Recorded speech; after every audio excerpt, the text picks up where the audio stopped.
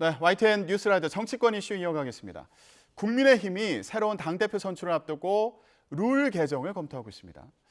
당심 비율을 높이는 방향을 두고 당권 주자들의 신경전이 대단한데요. 자, 관련해서 어제 기자회견을 하신 분입니다. 국민의힘의 조경태 의원 모셨습니다. 함께 얘기 나눠보겠습니다. 의원님 안녕하십니까? 네, 안녕하십니까? 네, 어제 기자회견 하셨습니다. 네. 예, 저희가 아주 이슈의 중심에 계신 이 인물을 모시게 됐네요. 자, 일단 어제 그 주장하신 걸 보면 당원 100% 경선으로 당 대표를 선출해야 된다 이렇게 이제 말씀을 하셨는데, 자 그러면은 의원님 이제 당권에 도전할 거다 이런 분석은 있었는데 당권 도전을 공식적으로 선언한 거다 이렇게 보면 되는 겁니까? 네, 선언을 이제 공식 선언은 좀 남아 있고요. 예, 지금 열심히 뛰고 있습니다. 네. 예, 네. 알겠습니다. 그러면 당원 100% 경선으로 선출해야 된다. 자 이렇게 말씀하신 이유가 궁금한데요. 사실은 생각보다 이 각 정당의 정치인들은 이 정치를 잘 몰라요. 외국에서도 보면 우리가 이 민주주의 제도가 서구에서 온 제도잖아요. 미국이나 영국이나 프랑스나 독일이나 뭐 캐나다나 이런 나라들은 당 대표를 뽑을 때 이 우리처럼 외부의 여론조사를 물어보지 않거든요. 제가 누누이 이야기하지만은 뭐 일반 반장 뽑는데 혹시 반장 해본 적 있습니까? 어릴 때 초등학교 때 맞죠? 선거하죠. 예. 그 선거할 때 옆반에 있는 뭐 반원들 여론 들어보고 비율을 넣습니까? 안 넣잖아요. 당의 대표는 당연히 당원들의 선택이 중요하지. 또 당원들은 이 당비라는 것을 내고 있거든요. 그래서 당의 주인은 또 우리 정치인들을 보면은 당의 주인은 누굽니까? 라고 물어보면은 당의 주인은 당원입니다라고 이야기한단 말이에요. 그럼 주인인 당원이 뽑아야죠. 당연히 그래서 100% 이 당원 투표라는 것은 이건 상식적인 일이다 이렇게 보면 됩니다. 저는 이렇게 당원 투표 비율을 높여야 된다. 그러니까 당 대표를 선출하는 과정에서 이제 당의 당원들의 이제 투표가 들어가고 또 여론조사가 들어가잖아요. 일반 국민들이 참여하는 여론조사가 이제 들어가는데 이 비율이 지금 7대 3인 거잖아요.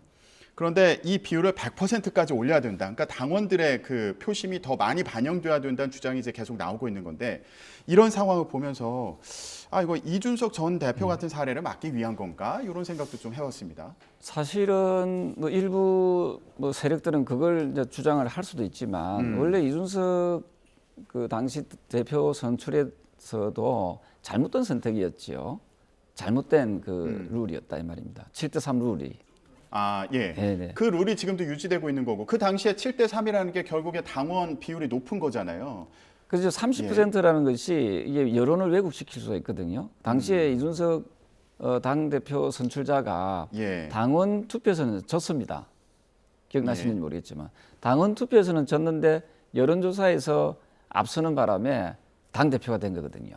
이준석 전 대표가요. 그래서 그렇게 왜곡될 수 있는 당원들의 표심이 왜곡될 수 있고 당원들이 절대 당원들이 원하지 않는 당 대표가 만약에 탄생한다면 당은 크게 혼란과 분열이 일어날 가능성이 많죠. 그렇군요. 근데 이런 생각도 들었습니다. 지금 이준석 전 대표 같은 경우에 당원 가입을 꾸준히 독려해 오고 있는 그런 상황이잖아요. 그러니까 당원이지만 뭐 쉽게 얘기하면 비윤 당원도 있을 수 있는 거 아닙니까?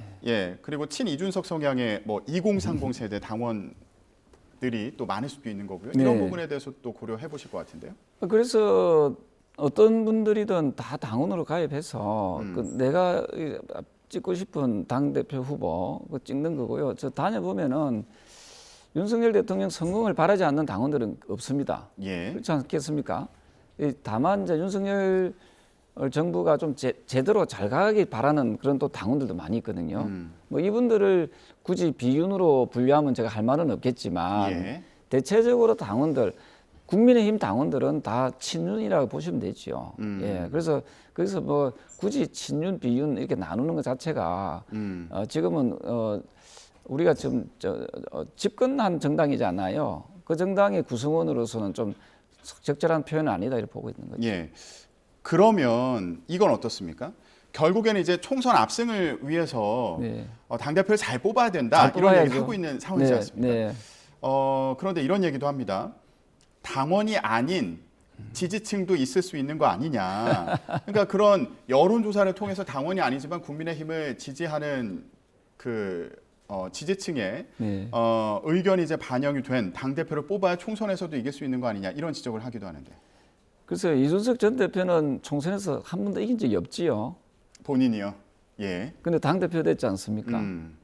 이게 그 전체적인 그 여야가 싸우는 그런 그 선거가 아니지 않습니까? 예. 그래서 역선택이 충분히 가능하지요. 당대표를 뽑는 과정에서. 네네네. 근데 당대표를 뽑을 때 역선택 방지 조항을 넣을 수 있는 거 그러니까 아닙니까? 그래 복잡하게 구질구질하게 하지 말자는 거지요. 그래서 제가 그도 말씀드리지만 우리 사회자님께서도 저 최근에 제가 받은 그 중앙선관위 자료를 드려볼 테니까 공부를 좀 하셔야 됩니다. 예. 어떤 부분 공부해야 됩니까? 우리나라처럼 이렇게 당 대표 선거하는 데서 가지고 당원 외에 외적인 요인, 그러니까 예를 들어서 여론조사라든지 이런 걸 넣는 사례가 없다니까요. 우리나라만 그리 독특하게 약간 변칙적으로 운영하고 있는 거지요. 예. 아마 우리가 100% 당원 경선으로 가면요. 예. 아마 더불어민주당도 100% 당원 경선 갑니다. 예, 그렇습니다. 왜냐하면 우리보다도 더불어민주당이 그 외부의 여론 비율이 더 낮거든요. 사실은 이재명 더불어민주당 대표 되기 전에 직전에 전당대회 하지 않았습니까? 예. 그전에 훨씬 더 작았어요. 그래서 저는 이런 그 잘못된 정보, 잘못된 지식에 의해서 당내의 민주주의, 당원들의 어떤 그 의사결정이 왜곡되지 않도록 해야 된다 이런 생각을 하는 거죠.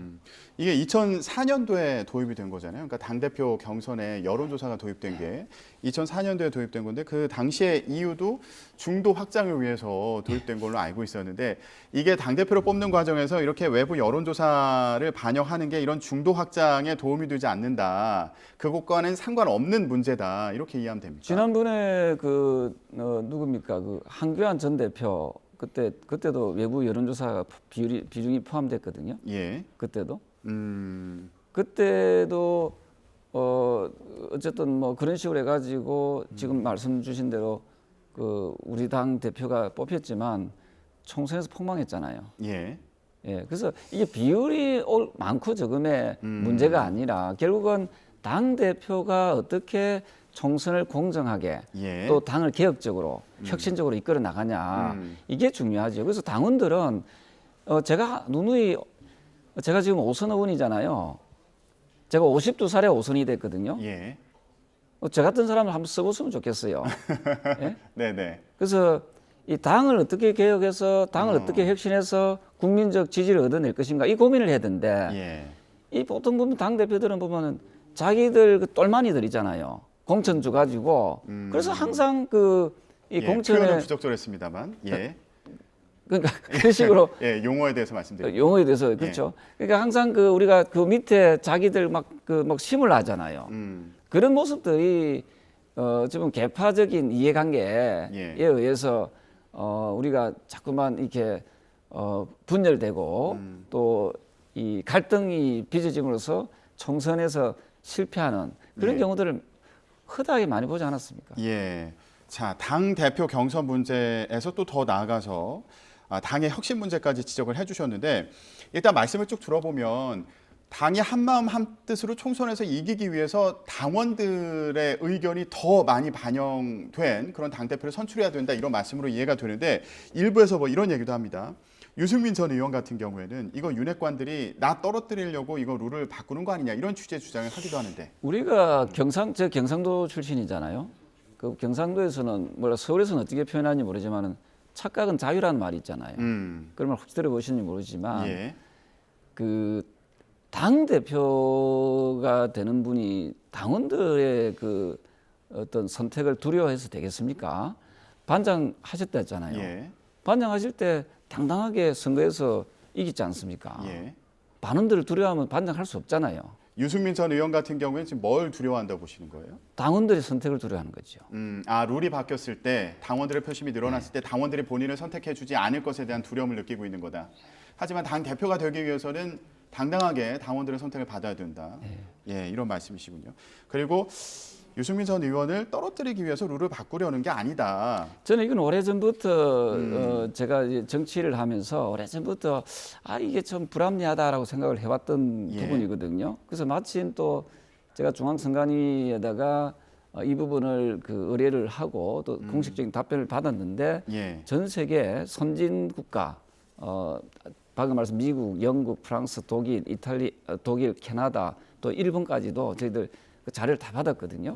어느 나라도 당 대표 뽑는데 당원 외로 이렇게 하는 것은 없었다 하면은 예. 그러면 우리가 이건 진짜 심사숙고해야 된다 생각합니다. 예, 알겠습니다. 근데 이렇게 말씀을 쭉 들었지만 이거 결국에는 윤석열 대통령의 마음, 윤심이 어디로 가느냐. 윤심이 가는 당대표를 뽑는 게 또 중요한 문제로 지금 생각하는 게 아닌가 당에서 이런 뭐 좀 생각이 들기도 합니다. 우리가 저 집권 여당이라잖아요.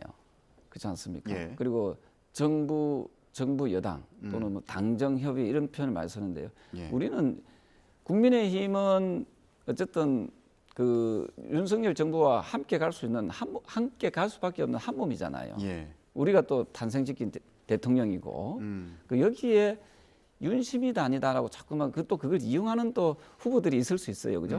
그는 아주 대통령의 마음을 좀 부담스럽게 하는 거라고 생각합니다. 예. 당당하게 자기들의 정책과 어떤 비전을 제시하고 그 당원들부터 선택을 받아야 되죠. 그래서 저 같은 경우에는 국회의원 비례대표를 없애야 된다.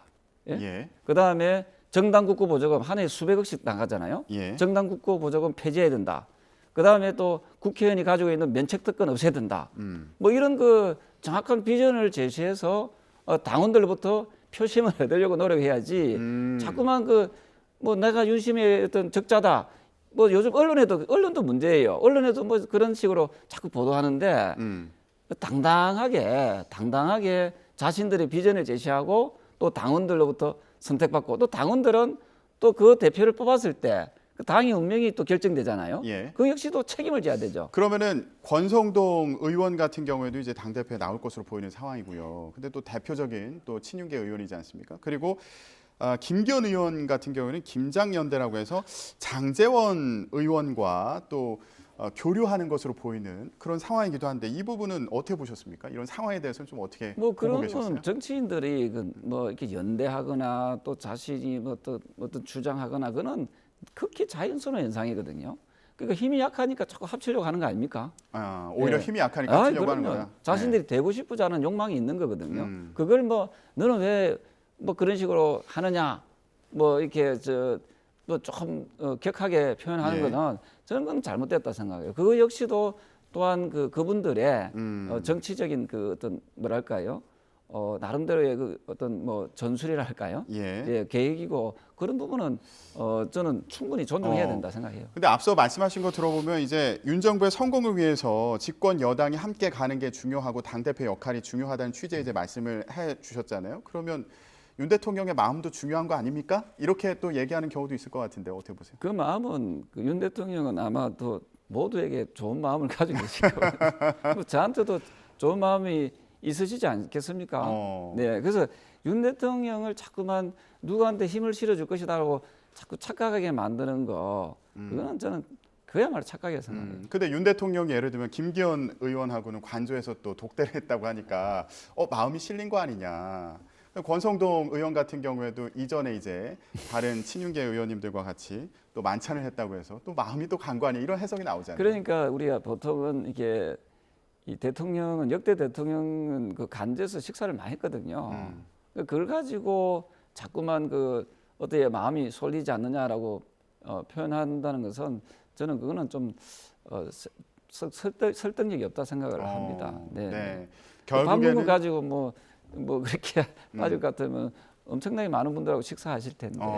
네, 네. 식사 한 번으로 그 마음을 알 수 있는 건 아니다. 예, 그리고 결국에 중요한 건 당원들의 마음이다 이런 말씀이시군요. 예, 알겠습니다. 자, 그럼 이번에는 이 인물에 대해서 얘기를 좀 해보겠습니다. 국민의힘 상황에 대해서 이제 쭉 짚어봤는데 김경수 전 경남지사가요. 이제 가석방 가능성이 이제 거론되고 있지 않습니까?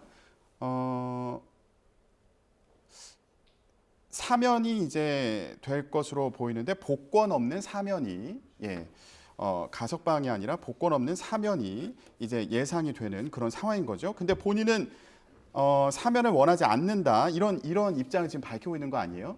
예, 이 상황에 대해서 어떻게 해석하셨어요? 저는 김경수라는 분이 그 민주주의의 아주 심각한 그 정신을 그 훼손시킨 그 어찌 보면 상당히 좀 파렴치한 배문이거든요. 예, 그 제명은 알죠? 왜 구속됐는지 아시죠? 예. 왜 구속됐습니까? 드루킹 댓글 조작 사건에 가담한 혐의로 징역 2년을 그게- 선고받지 않았습니까? 그게 그냥 제가 경미했으면 그렇게 징역을 안 살지요, 그죠? 그렇지 않습니까? 예, 그래서 이 여론을 조작해서 대선에 아주 그 결정적인 영향을 끼쳤다고 하면요, 저는 2년형을 받았는데 저 정도면요, 미국이나 기타 다른 나라 그 선진 그 국가에 같았으면요, 저는 2년이 아니라 20년 이상 형을 살았어야 된다 생각을 합니다. 근데 김경수 전 지사는 본인이 이제 줄곧 처음부터 무죄를 주장해 왔기 때문에 지금 저는 이 조사를 다시 한 번 더 했으면 좋겠어요. 만약에 그 무죄 주장했으면 이걸 다시 한번 재조사해 가지고 진짜 무죄인지 아니면 20년 이상이 중형일지 예. 그럼 이거 한번 조사 한번 해보. 지금 아마 이 방송을 그 김경수 지지자분들이 듣고 있을 텐데 예. 이거 한번 그 제가 주장한 내용 있잖아요. 예. 이 내용을 가지고 한번 저 재조사 특검 특별검사지요. 그 특검을 받아서 그 재조사할 의향이 있는지 한번 물어보고 싶습니다. 그러면은 그럼 만약에 그게 예. 무죄 같으면요 국가가 다 배상해 줘야 되죠. 그 당연히 사면 복권도 돼야 되고 맞죠? 그러면은 사면 자체에 대해서도 반대하는 저는 입장이신가요? 반대하는 입장이죠. 사면도 저는 그 형량조차도 작다고 생각합니다. 만약에 그게 그 엄청난 그 어찌 보면 이 민주주의를 해소시키고 파괴시킨 거잖아요. 여론 조작을 했다면은 예. 그러면 그거는 저는 추방시켜도 무난하다 생각해요. 정치권에서의 추방 말씀이십니까? 아니요, 그냥 그 대한민국 국민으로 살아가면 안 되지요. 그렇습니까? 네네. 그러면 이 부분은 어떻습니까? 민주당 내에서 일부에서 이런 전망도 나오고 있다고 하는데 만약 김 전 지사가 이제 복권이 될 수도 있고 복권이 이제 안 될 수도 있지만 어쨌든 출소 형기를 마치고 나오면 혹은 사면이 되면 부산 경남을 기반으로 해서 민주당 외연 확장하는데 이제 역할을 할 수 있지 않겠냐 이런 전망도 나오고 있습니다. 동의하십니까? 그 부산 경남 분들은 굉장히 정의로운 분들이에요. 저는 그렇게 생각합니다. 예. 전과자잖아요. 별 하나 달았죠 이번에. 근데 저는 더불어민주당이 그렇게 사람들이 없습니까? 옛날에 저는 정치를 28살부터 했거든요. 제가 27, 8년 전만 해도요. 정치인들 중에서 전과자가 있는 사람들은요. 예. 그리 할부를 못했습니다. 창피스러워 가지고. 근데 지금 더불어민주당 보면은 당 대표도 전과자 출신이고 안 그렇습니까? 지금 이분도 지금 전과자잖아요. 그러면 국민들한테 뭘 가르칠 수 있겠어요? 우리 YTN에서도 그런 것에 대해서는 좀 꼬집어 주십시오. 아니 전과자들이 판을 치면은 우리 젊은 학생들, 국민들, 선량한 국민들 얼마나 많은지 아세요? 그분들은 그다음 그동안에 왜 그렇게 아주 정직하게 깨끗하게 살았겠습니까? 예. 정치가 맑아야지. 예. 정치가 깨끗해야지. 예? 국가도 바로 쓰고 국민들도 그 삶의 활력을 얻을 수 있는 거 아니겠어요? 알겠습니다. 예. 김경수 전 지사가 이명박 전 대통령과 함께 이제 특별 사면될 것으로 보인다. 이런 전망이 나오면서 여러 가지 이제 정치적인 역할을 하지 않을까? 예, 이런 전망도 나오는 상황이어서 얘기를 좀 해봤고요. 마지막으로 이 부분 간단히 짚어보겠습니다. 오늘 민주당의 노웅래 의원 체포 동의안이 국회 본회의에 이제 보고가 될 것으로 보이는 상황인데 민주당에서는 이게 당론으로 뭐 어떻게 하겠다 이런 입장은 아닌 것으로 보입니다. 개개인 의원들이 이제 판단할 문제다 이렇게 선을 그은 것으로 보이는데 의원님 이거 전망 어떻게 하십니까? 어쨌든 민주당이 지금 다수당인 상황입니다. 저는 민주당이 이게 당론으로는 정하지 않을 것 같고요. 아마도 그 자유투표에 맡기지 않겠나. 예. 그래서 상당수가 아마 이 부분에 대해서 반대하는 의원들이 많이 생겨날 것이다. 반대라는 거는 체포동의안에 그렇죠. 반대한다는 예, 그건 그러니까- 부결될 거라고 예상하십니까? 그건 모르죠. 근데 부결을 원하는 의원들이 많을 것으로 보인다. 그까지는 잘 모르겠는데 어쨌든 자유투표에서 예. 반대하는 의원들도 많이 나타나지 않겠나. 체포동의안에 반대하는 의원들도 이제 많이 있을 것으로. 왜냐하면 그 보입니다. 내부의 기류에 보면 이게 검찰의 탄압이라고 표현하는 분들이 꽤 있는 걸로 알고 있거든요. 예.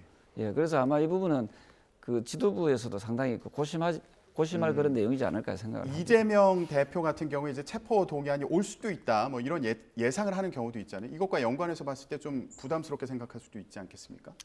그래서 이제 이재명을 구하려면은 이걸 이제 통과시켜야 되고 뭐 이런 식으로 해석을 할 수 있겠지만 어쨌든 이 전체적인 부분은 뭐 의원 개개인의 어떤 그 양심에 맡기는 그런 형식으로 가지 않겠나 생각을 해요. 예, 정치 탄압이라는 이제 그런 논리를 주장하는 분들도 많은 만큼 체포 동의안에 반대하는 의원들도 있을 것으로 보인다. 하지만 결과는 이제 지켜봐야겠죠. 알겠습니다. 국회 상황 얘기해봤습니다.